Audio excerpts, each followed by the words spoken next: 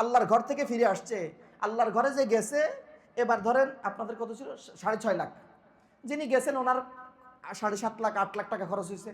আচ্ছা, 8 লাখ টাকা খরচ হয়ে আসার পর গরিব ফকির হয়ে গেছে, এরকম কোন নজির আপনাদের কাছে আছে? হজ করে আসছে, ফকির হয়ে গেছে, এরকম 5টা নাম বলেন। আচ্ছা, দুনিয়ায় কোটিপতি ছিল, ফকির হয়ে গেছে, নজির আছে না নাই বলেন? আল্লাহর ঘর থেকে ফিরে এসে ফকির হয় নাই, এটা আল্লাহ তাআলার ওই নিরাপত্তার অংশ, যে তোমার এইটুকুর নিরাপত্তা তো আমি দিয়ে দিচ্ছি।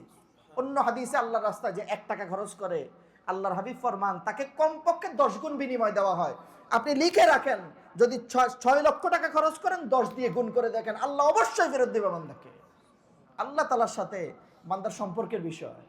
যিনি গেছেন হেদায়েতের জন্য, তিনি ফিরে নিয়ে আসবেন কি বলেন? 2 নাম্বার, যেই লোকটা প্রবেশ করছে তাকে নিরাপত্তা দেওয়া হয়েছে।